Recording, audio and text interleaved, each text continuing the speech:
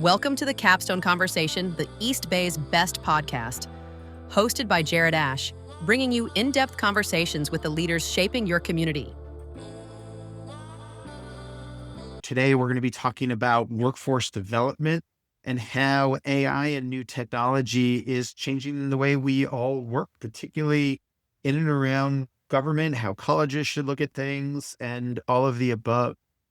We have two guests today. First, John Valencia from Good for Others, a nonprofit out of the San Diego area, and Divvy, who is with Nexa, a technology company building workforce development and accountability products. Welcome, gentlemen. Thank you. Good to have you. Having us. John, do you want to introduce yourself and the organization first, and we'll go from there? Absolutely. Happy to be here. Thanks for having me. John Valencia, President CEO of Good for Others Foundation. And technically, Good for Others Foundation is two parts. One part 501c3, other part S Corp. We do a lot of work around workforce development. My experience is that I ran 5 different nonprofits in San Diego and then was a vice chancellor for workforce development for a community college system here. Then when I started Good for Others, we realized the need between connecting workers, training programs, and jobs, and specifically going and working with employers to find out what their needs are, to build training programs that actually get people into those in-demand jobs that are not for just now, but jobs for the future. It's been a lot of fun. We have different arms we bring in funding from the state or from philanthropic entities to help fund some of our workforce development, and then braid those funding sources to really maximize, whether it's helping the nonprofit sector, government agencies, all sorts. It's been a lot, and with AI here, it's changing the landscape, which has been a lot of fun, to be honest. Some people are terrified of it, and I'm actually looking forward to it all. That's awesome. First, thank you, Jared. Appreciate you having us. John, that was awesome. That's a great follow-up. I definitely agree with you on those stuff. I guess for me, I come from a tech background. I worked in, you could say, cybersecurity industry, which finished off as a cloud architect. I guess during that time, I was making a lot of content about, for me personally, aside from I actually left my undergraduate to pursue technology, I didn't see the value in what I was doing in the forensics and all these different spaces. I actually went for some advanced studies and I didn't need that. I started to make content around that because people were asking, like, what's going on? How do you do this? How do you break into this tech industry that seems to be giving people 6 figures, just in general, workforce, without getting that information? Turns out a lot of people were interested in that, which led us to found InTech Institute, which is actually it was a tech training organization. In doing, we learned a lot of things. A lot of people got employed. They were enjoying it, but a lot of challenges. It's really hard to deliver career services and make everyone feel like they're important and they matter, and every brain operates differently. And one person may not understand certain things, or everybody could have the knowledge, but then how do you transfer that and convince that to an employer that, hey, you know what, I'm actually ready for this role. You should put me into the market, even though I may or may not be a beginner. And that led us to honestly just brainstorm and troubleshoot a lot of things. And that was the early rate of what Nexa was born. At this point, InTech Institute, we did get acquired by a larger organization. We exited off of that. Prior to that, I used to just do all kinds of just entrepreneur ventures in e-commerce and you could say online content types of marketing or agencies. But the idea started off as literal, hey, why don't we make an interview practice simulation tool and a resume tool to save my time, not burn out my instructors, and hopefully not have to hire multiple advisors. And obviously today it's a full-blown AI workforce development platform that caters to, all different types of workforce organizations, of course, career colleges, development boards, and so on and such forth. And then we have our other arm, Nexa Smart Screen, which is a full-blown end-to-end recruiting system from sourcing candidates, screening them, to verifying their job readiness in any type of sector, all the way to basically getting a contract ready for a job offer. So it's both ends of that pickle and they interconnect. It's a seamless data layer. That's where we are now. Thank you for that. Yeah. When we talk about workforce development and AI is this term, like it's sexy, it's hip, but people don't really know exactly what it is. Is it me logging into ChatGPT and asking the question, or creating pat videos. What is AI related to workforce and why should people be paying attention to it? John, do you want to take that first? And then Yeah, absolutely. I know the stat changes daily. We know that, I don't know what, if you're not spending 40% of your workforce right now is AI within your company that you work, you're really underutilizing it. I joke that ChatGPT gets employee of the month every month for our staff. And I think we all laugh That's because we fair. know it's true. We are using a lot of tools to help us streamline and be much more efficient.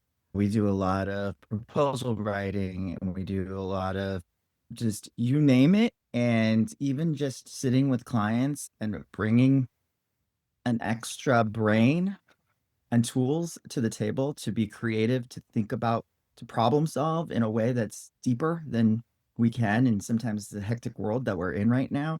And then just knowing all the tools that are available to solve some of the or free up some of our time. I have an amazing software on my email that will write the first draft of every email. Then it puts it in my drafts and then I go through and read them. Now at this point, I've been using it so long, it sounds exactly like me. I go obviously through and make sure I read it to say it, but like just that first step of sitting down and writing an email or writing a proposal. Like I always say, the first draft is the hardest of anything we do. And so if we can just start freeing up our brains because we have a lot of other things we should be focusing on, I just feel like it's allowing us and catapulting us to use our time more efficiently. Now I can be more creative. I can be more in depth about what problem solving I'm doing with clients. And I think that's what's really exciting about it because every day there's new tools, right? And that's what's, oh, you can now do this. And so, yeah, no, not necessarily cat videos, but those are fun. But if you Love can them. then also be a little bit more creative in how you are building awareness and building your brand so that people can see you and find you in ways that you may not have been able to do before. Yeah, I think it's just changing the way we work. And I always say it's like the movie Hidden Figures. Like, we're worried as data scientists that we're going to come in and this supercomputer is going to come. No, they evolved and they became the ones who are now programming these computers that were taking jobs. And when we were at the AI conference in September, I kept hearing over and over, it's how do we build the workforce that is using tools and using these opportunities to just make our jobs and our lives and our careers happier to lean on.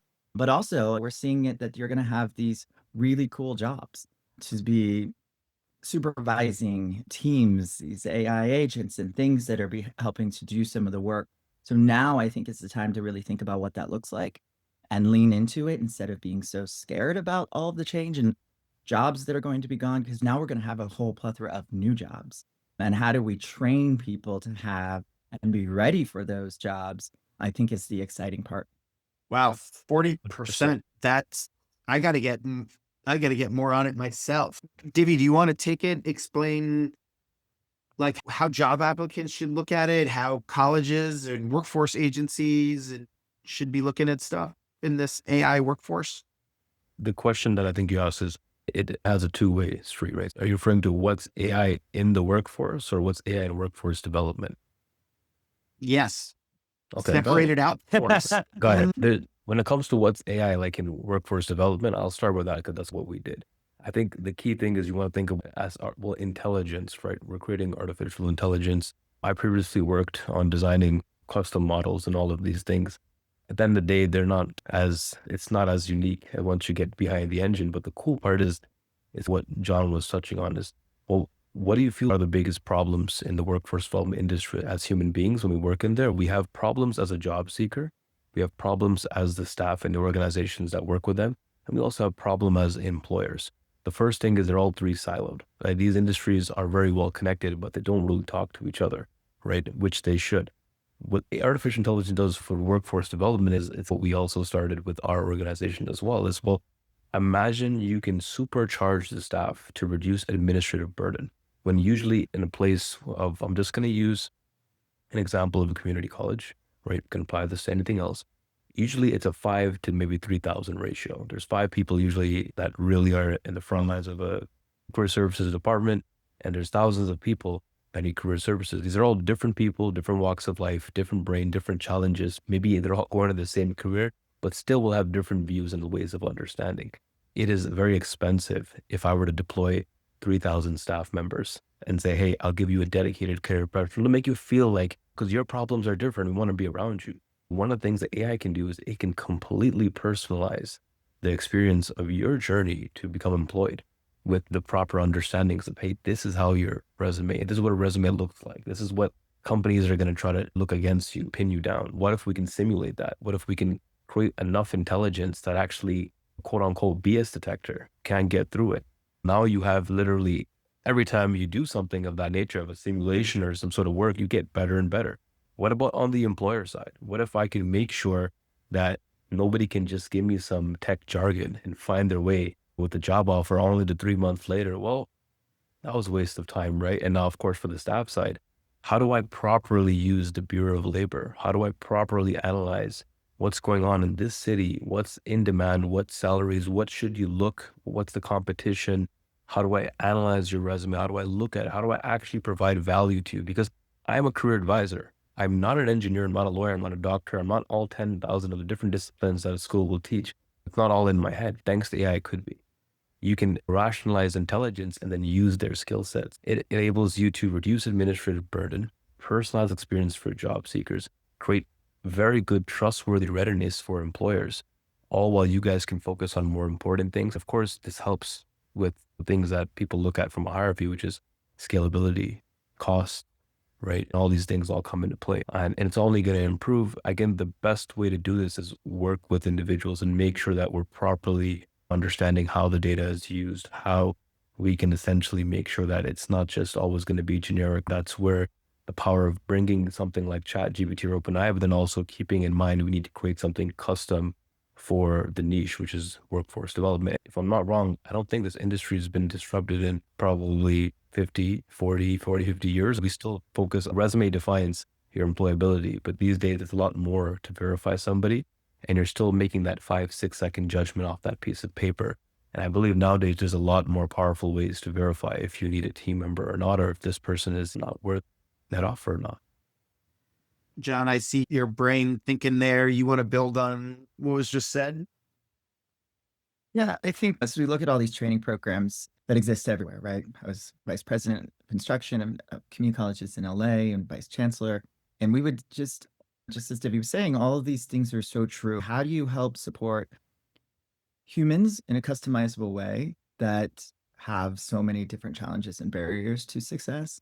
If there's so many different ways that you can leverage resources that have these tools embedded in them. And I think when you think of workforce development, you think, are people ready for work, and are the employers ready for these individuals, right? When big community colleges, we always just assumed for so long that students would come to us, and we had to realize that no, we need to make sure that we are ready for them. And when you do that from a student-centered or in a really holistic approach, then yeah, these tools can help. When it comes to equity, you're getting access to support, building resumes, doing all these things that people don't necessarily have someone in their family who can help them do. You can rely on a tool like that to help them be job ready. So community colleges are working so hard to make sure that they have the technical skills, but then so often it's the soft skills. And so resume writing, and they may not have that, or if they can do mock interviews and use these tools to be able to be prepared, then they have a much more equitable way of actually proving who they are, that they're ready for that job. And I think it's also helping making sure that when you get these candidates, that you're actually finding the right person too. To me, that's a great, as you say, it's all this stuff about community college world, right? I'm like, yes, because that is such a great example of how that can be used in a way. But then if you think of government agencies, right, where we're trying to work with local entities right now, and they don't even know how to start to use AI or even a framework, talking with them and how do you do that so that it's fair and it's safe and your data is secure. I was talking with someone the other day, and their staff was going off, and because their work doesn't allow them to use any of these tools. And so they would log into their own personal email and start emailing themselves answers to do some of the work and then copying and pasting it into their like Google Drive or whatever. And you're like, see, people are already trying to use it. And so why not create a space for them to use it within the realm that's safe within your company and your entity? I think that's where people are getting hung up on how do you start? What does that look like? Because there's so many ways to use the tools.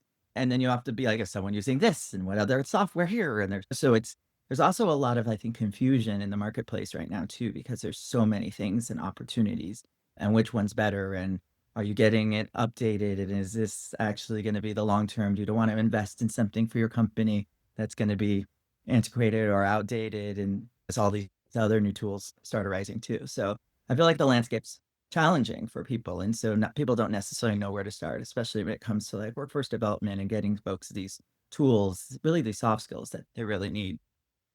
You Actually, know, John, I would love to add on that because I have an actual story related to that. So you mentioned like sometimes people just aren't aware of, okay, how do I structure my resume or do something like that? Even for us in the tech industry, I actually, when we taught this, I had 18 to 27 copies, and a lot of people will make one copy, one resume, and they'll apply to a lot of roles. People just didn't know, or honestly, we went on campus, we were recording content, we went on campus, and said, what's your biggest challenge? And a lot of them said the same thing. I don't know how to apply. I don't know. I apply with one same resume. And we're like, why are people doing this? And you know what? When I asked them, they said, what tools should I use? When I Google, I have to use 7 different tools. I found this resume tool here. This is an interview tool here. There's this skills gap assessment. And because you should start with actually a skills gap first. The truth is a lot of these people are maybe willing and they're really open to use it. Because when I finally put it in front of them, they're like, thank you, man. This is fully ordered.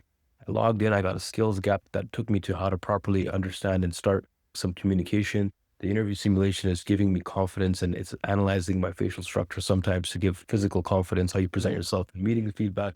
A lot of these people are wanting to use things in community college and they just maybe don't know. They don't know, where do I find 6 tools? Nobody created one way at all. Maybe there is, but how do I get a hold of it?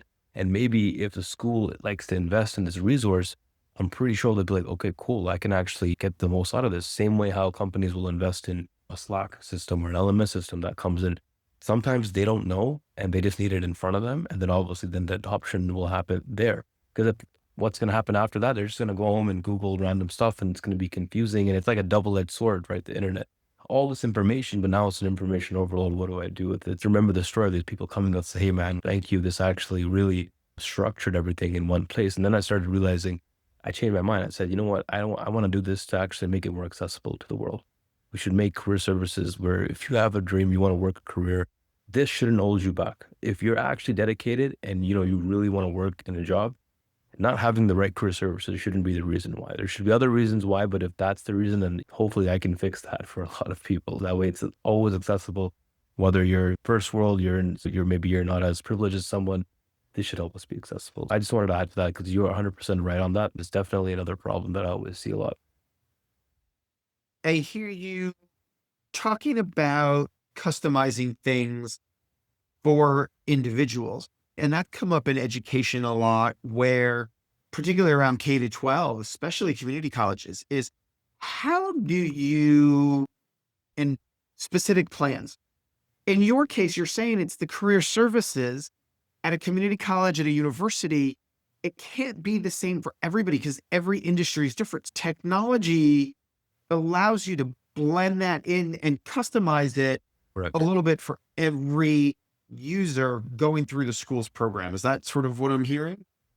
That's one of the coolest benefits of AI, that personalization at a user level, but at an org level, at a training course level, right? You can modulate the experience for, I'm just going to use this as an example, for let's say a construction class versus a law class, a cooking class, a cyber class.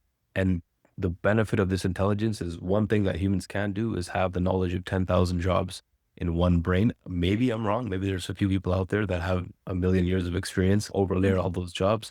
But with AI, I can say, you know what, today you're going to be, for this, we want to modulate it to a cooking and be the best Gordon Ramsay chef and really challenge that experience. Today, we need to know everything about carpentry and drywall, or you don't have to be a top level cybersecurity engineer. And you can now modulate that.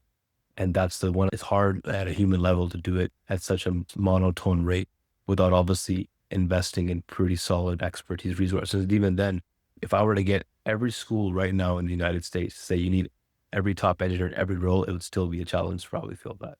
Like if I were to do it and even give that like a year plan, that's one of the coolest benefits right there. The modulation, the customizability, and the ability to integrate with existing tools and workflows. So you don't feel like you're entering this new universe. It's like, hey, this system and AI is now coming into your workflow and it's just sitting there how you like it. And of course, over time, we have to keep, there's industry experts that need to keep pushing this industry forward, do research, have integrity, have ethics in place that continue it to build it where it becomes even better every year. I think to add to that too, it's like the TV show Pluribus, right? It's like they all are sharing one brain right now and have all access to everything that everyone knows. And that's what you have with being able to know all the resources to connect a student, to connect a client, to collect customer, to things that are in real time. That's what's really exciting. 100%. I totally agree with that. John, take that from a higher up level in if you're at a workforce board, if you're at a college, share your thoughts on it from that perspective. How should they be rapidly changing to help their clients, the students, people who are looking for jobs? How should they be evolving in this new world? I think a good example is take like a call center.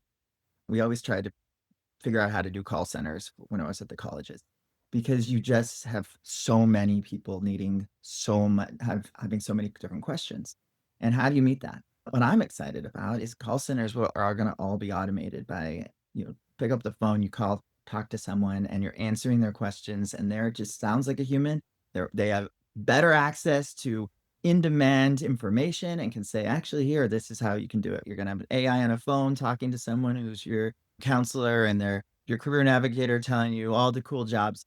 It's just a really amazing thing. If you think of any sort of different customer that a company may have, you would be able to have access to for your customers to the data that is in demand and pertinent to them and customized to them. That's the magic of it all. I would say for a community college, there's multiple things these are ginormous bureaucracies, right? 116 California community colleges, and they all are independent in ways. They all do things differently. They're all focused on student success, and that's amazing, and we love that. But every demographic is different. When I was at one of the colleges here, there was over 200 languages were being spoken on the campus. When you'd walk around, you would it was amazing. But how do you really make sure you're communicating and helping someone have the resources they need to be fair and equitable with every other 10,000 students on that campus? I would say from a community college world, right? You've got the user adoption piece, you've got the students, but you also have the workforce, which is the 5,000 people running that college. How do you have AI being taught? It was also like learning how to use AI in a classroom setting in a curriculum. You have now the instructor who now has to teach that or use those tools to be able to use them in the classroom. And you've got all the workers, all the people on the campus doing their work, and how do they leverage AI to make their jobs easier and more efficient? It's a completely multiple prong approach, right? Getting the students to do it, to adopt it, and using software to help them. Awesome. That's one piece to the puzzle. And then the other is also, what about those 5,000 people running that college, that district, and how do you help them be efficient? And then what is the curriculum, and how are you making sure that you're adopting the curriculum?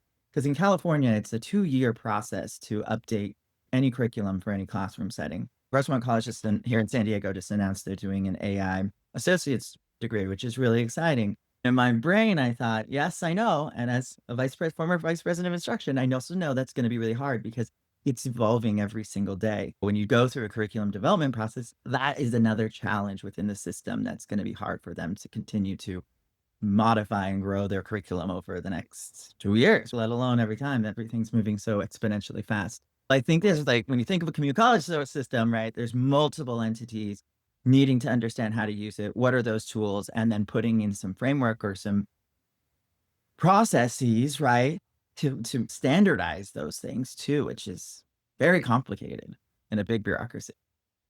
I've had community college leaders and CSU leaders on this podcast, and we've talked recently, how do you keep up? And something I often share is my favorite chancellor talks about how 2 years ago, like professors were making fun of ChatGPT. Oh, this will never work. We'll totally be able to call it out. This is going to suck. To how do you, within that 2 year timetable, we're talking about how do you incorporate this in because your students are using it?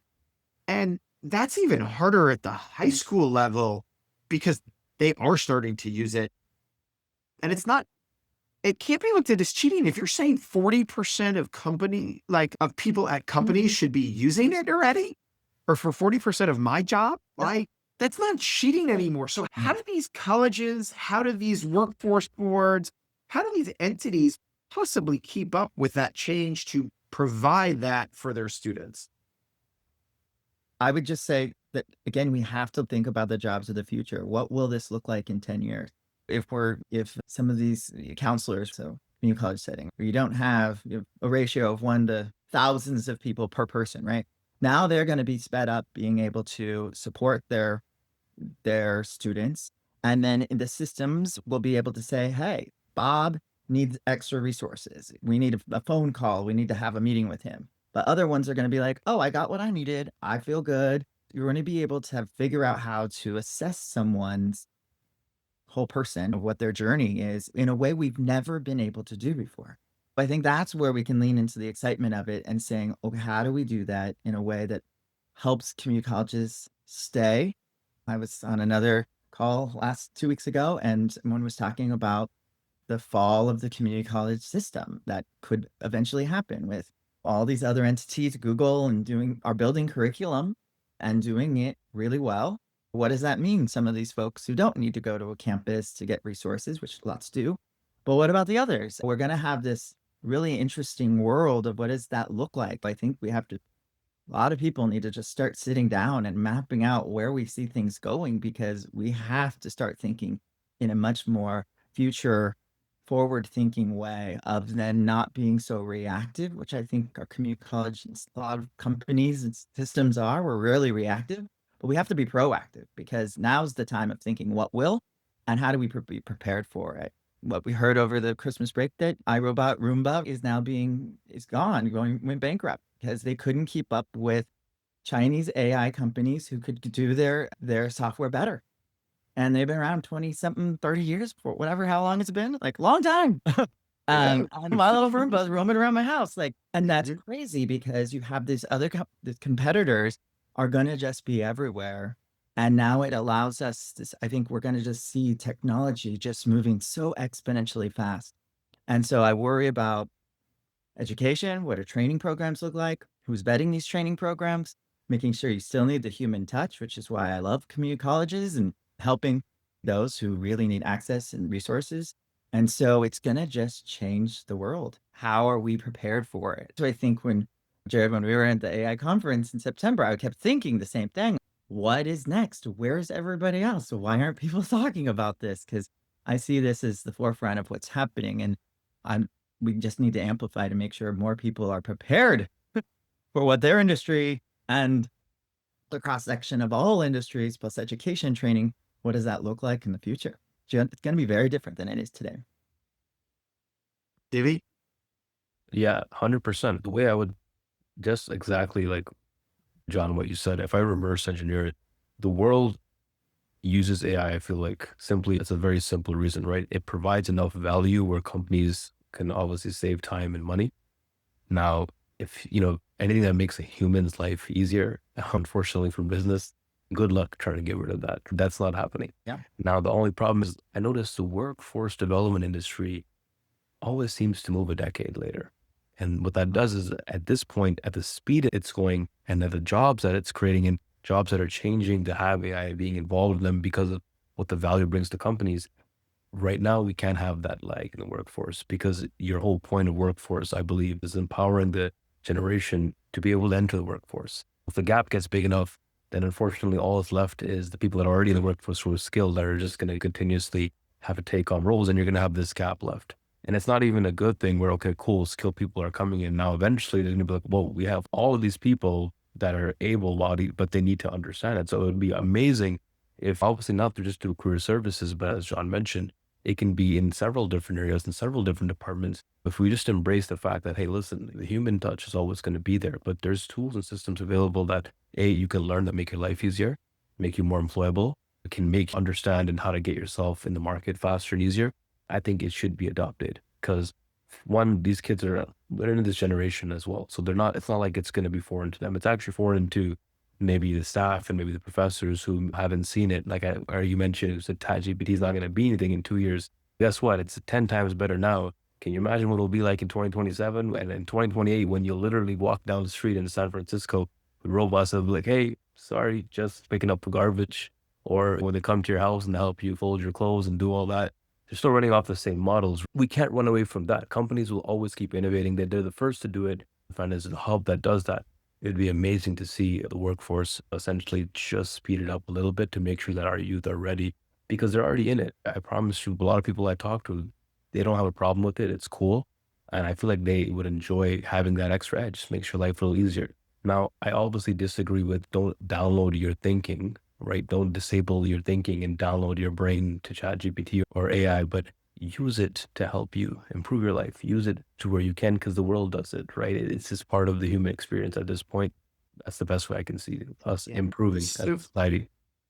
I'm going to mention there was a CNBC poll that came out in October, November, and the data shows that 63% of Americans in the AI world do not believe a 4-year degree is worth it because your skill sets are going to be changing so fast. The concepts of a university aren't there.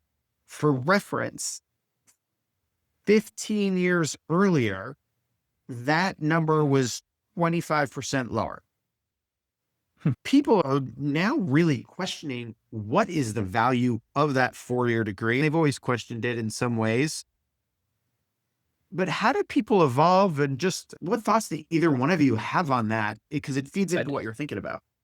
I just have a question. What was the age demographic of who answered that question? Great 60, 60. question. I'm just saying it because a lot of these in the new generation on TikTok, a lot of people are becoming entrepreneurs and they're saying, screw the 9 to 5 and we can do this and do that, and not realizing that the degree is very valuable. I actually, just because I didn't tend to do mine, I had to work 4 times harder to even get in. I wish there's a lot of things I would probably improve, but I'm just curious. Yeah. Cause that's a great question. And I definitely see it coming up a lot, but I'm noticing the demographic change. And I guess the easiest solution to that is as well, if you update the curriculum as rapidly as the world changes, I don't think that'll be a problem. People will be like, yeah, like you're teaching the most breakthrough things, and a lot of schools do it. Some people are clouded by the social media presence of entrepreneurship, and you don't need a 9 to 5. You can learn it online. Do you have dedication to do it yourself? A lot of people don't, right? Only 1% can really self-learn. I'll just use IT as an example. It's possible, way harder though. It's the question is who's saying that and what are you getting educated to? What's making you feel that way? Is it the glamorous lifestyle in social media of the different small agencies that portray you don't need it? Because you're probably not going to be one of them because you're going to work 15 times harder and not many people have it in their aura or like in their thing to really put in that much work to become entrepreneurs. So it's out like that. But if that is legit and that is true, and maybe it is, if we just update our curriculums a bit quicker than we do, it doesn't even have to be at a rate of instant, but if we're just every year evaluating it and trying to add what the market is asking for, right? And that's one thing we did at Nexa with our skills gap. We tap into the Bureau of Labor and we scan, like every day we're scanning millions of job descriptions and we're saying, what are employers asking for in real time? Is that matching what maybe curriculums are offering? If it's outdated, maybe it's a discussion, not maybe every month, but at least every year, every 2 years. And I think that would add a lot of value. And John, you're obviously happy to add on that, where you feel about that.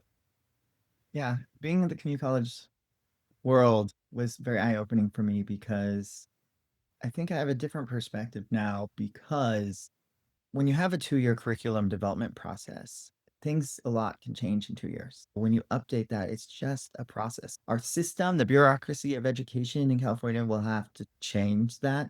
I think that's the piece. If they want to survive, they have to.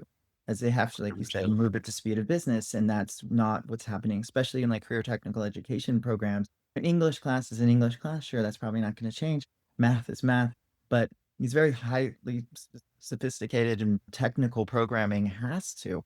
So I would say that. I would also say that one of the things that always frustrated me in our community college system is that we have these advisors for these our career technical education programs that meet, but we didn't really meet with them in a robust and meaningful way.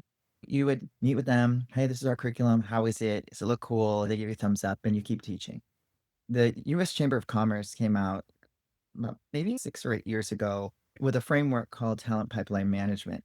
And it's been what I've been using for the last maybe at least 6 years, where it's everything we do within our organization uses talent pipeline management, which basically says go to industry first, talk to them, get them to tell you what the technical skills and the soft skills are that they are hiring for. Then reverse engineer the training program and help and have them literally along the way in the whole process of that curriculum design. Then all of a sudden, now you have a program that they have vouched for. So if you get someone in and you can prove that they have learned all of the technical skills and the soft skills and the essential skills, then they're ready for work. And then it comes down to fit. So a lot of these entities and organizations in all different industries using talent pipeline management I've just seen just amazing. Like we built Cyber Hire San Diego many couple years ago, and we used this framework, and it was great. We went to all those folks in San Diego who are hiring cybersecurity folks. When we helped them look at the training programs that were local, did they like them? Did they not? What was missing? And then they said, this training program we like, but that we need them to change this. And we'll guarantee them either an interview or a job. There are, I guess, pockets of this where that would work, but I also think that the traditional like 4-year degree stuff will remain. Plus, we're humans and we like to be with other humans. And there's a sense of belonging. We call them community colleges for reasons. So you get that sense of what a lot of people are searching for. Yeah. So I think it's an evolution of time, but I think community colleges really need to figure out what they're doing so that they can move quicker and at the speed of business. I think all schools and K to 12 are going to have to evolve from their Yeah. systems, but I agree. There's nothing like rooting for a college football game or going to a college party and having that network and connections too. I want to ask some other questions here for both of you. What skill should employees or prospective employees looking for a new job, what skill in the AI space do they need to have going into a job interview? Divvy, you first. Employees, Okay. if John is applying for a job tomorrow, what skill set does he need to be trained for in this AI world today? I'm assuming because I'm not going to go technical and actually go into AI research. I'm going to go for any role nowadays with just having workforce in the AI. You would be, and I see this all the time. People are trying to get a very technical, straightforward answer from me. It's your resourcefulness to adapt. If you can come in showing that you're aware of how these tools work and you know how to implement them to make your job easier, or whatever team lead, how many problems can you push off? How much can you make somebody's life easier? Are you already adding value by using these systems, obviously in a controlled way, of course, not just cybersecurity here, just throwing random stuff into systems without asking. Your ability to just be adaptive and understand tools and your flexibility on that, I think is the number one skill. It's not some fancy, you need to know chat GPT or you need to know large language models or databases. Are you just resourceful enough to be able to adapt to tools? If you can show that in these conversations, people will be like, this person brought up this in the interview there.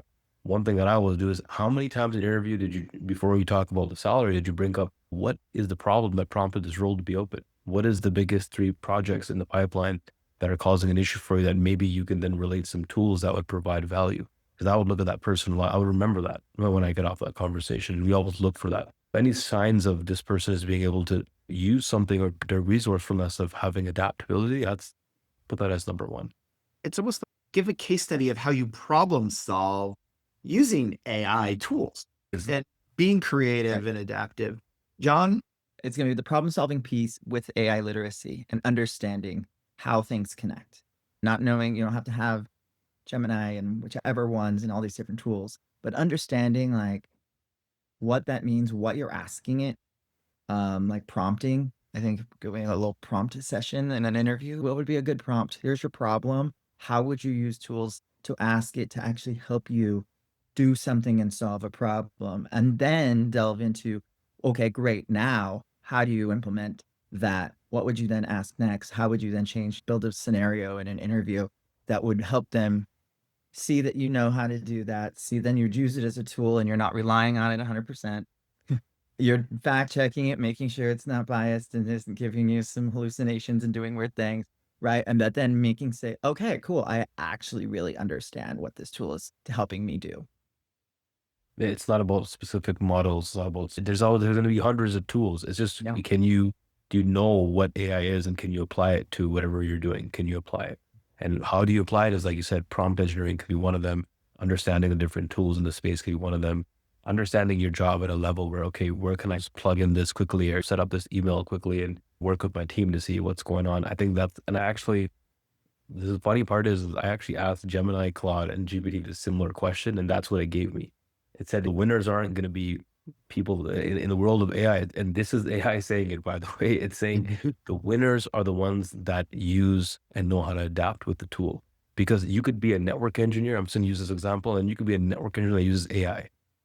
One's much more powerful because all the repetitive tasks and the manual work, man, it's flying.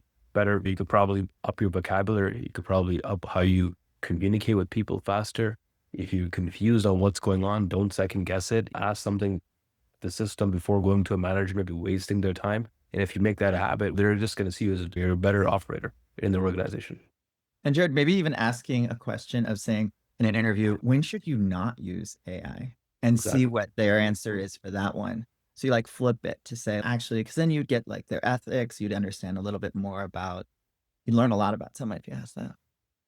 Yeah, that's actually an interesting take on that. That's interesting too, because we all connect with a lot of government people, and some cities have very different policies. Employers, let's ask that question in reverse. If you're the employer looking at hiring people, what should you know? What skill set should you be looking for? What questions should you be asking? And I'll say one of my biggest concerns in talking to a friend is, like, resumes used to be keyword, right? And the computer would search it and have keyword. Now, people aren't even reading the resumes. The AI is saying, hey, here's your best 5 candidates to interview. What should employers know from both of you perspective? That's what one of our tool does, Smart Straight, right? When 500 people apply. And that's only because a lot of times what happens is recruiters rush through them. I'd rather you give everybody a fair shot. What we do is unbiased, right? Doesn't matter where you come from, what you look like. At least all 500 of them will get an equal shot. We're only looking for sheer intelligence and ability to perform the role with there's obviously other factors that make someone employable or not. It doesn't have to be, you haven't been expert on paper. You could show other signs and other ways of intelligence. And then, yeah, it gives you a list of 10, 15 to make a call. I think if I'm not wrong, Jared, you asked me what should an employer look for in someone in the world of AI. I think it goes both ways. The same thing. How resourceful can you be? Like if I'm bringing you on in my organization and let's say I use certain tool sets, if I was an employer or I was a recruiter, I'd probably be asking for signs that indicate problem solving. This person is up to date and can use tools. He understands the ability of when to use AI, like John said, when not to use AI, right? If somebody is having maybe if there's an emotional issue in place, I wouldn't input that and look for an answer. When you need to be genuine, because all these things, all these factors are going to matter in the modern day. But it really comes down to the still number one skill is your ability to be adaptive and problem solve where the world is heading. Can you come into this interview and provide value for me? Or can you show signs of intelligence that go beyond, hey, yeah, I can work. What's the salary like? Cool. What is your problem in the pipeline? What was this role open for? And okay, you know what? This would be actually a great solution for this. This would be a great prompt that you can input in this system and it'll help create this. I can show you this as well. It's just indicating signs that there's intelligence, there's resourcefulness, there's problem solving here in place, as opposed to that standard cookie cutter. And the cool part about some of these tools is that for recruiters is we actually give them that insight. Hey, when you're about to interview, our agent will say, you want to keep in mind of these red flags and probe them on that because they said your JD asked for these skills. They were melting around it. It was vague and ambiguous what they asked for. So probe them And that's just helping it. This is a little bit more deeper because it's going to relate to each role, but we're giving them that assistance as well. Or another one is sometimes when you're talking to a human being, you don't have time to analyze all these things. If they're cheating, if I don't know what's going on. Imagine if we can have someone judging, maybe lying or that conversation or the BS while you still focus on the human conversation. So these are all the different things I think that are going to needing to be happen as, of course, on both ends. Job seeker has AI now to leverage the interview process. Recruiters have that, but also there's AI in the actual job itself. It's all the places, problem solving, Okay. adaptability. John, from the employer perspective? I would say you're always looking for someone who's a lifelong learner. In the world of AI, you want someone who, yes, is resourceful and all those things, but also willing to learn about new tools and technologies. If you adopt something as a company, we want them to be able to see professional development as an important component to who they are. I think we're also seeing a shift in professional development where people are investing more. And I think for some companies haven't wanted to invest because then they think that their employees might leave them.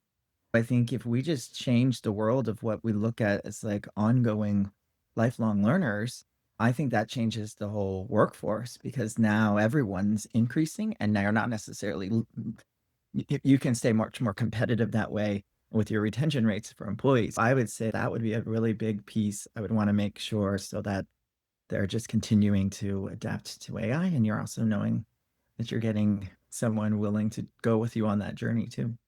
How does somebody find out more about your organizations? For us, everything is going to be same on all social media platforms. We're at Learn Nexa, and of course our website, trynexa.com, when we're posting content daily there. If you're interested in learning more about Good for Others, go to goodforothers.org. Our website has chock full of information about how to connect. 15-second, how a listener should use AI in the next week. Sure, I can give you that. I guess in the next week, try to see if it can make your life a little easier, a little more valuable without dumping your brain. The world would be much better. Human connection will always be number one, and you don't become the things and you use them to actually better your thinking. Yeah. John? Yeah. Add to I thought that, you were going I would just say, I think prompting, be creative. I think live in a sandbox of being open to exploring. And I always say, ask it a question and it's okay to sound dumb. It's going to help you and start small and just check it out, play, and just have an open mind. Thank you guys for joining me on today's episode of the Capstone Conversation. Okay. Appreciate it, guys. Thank you so much.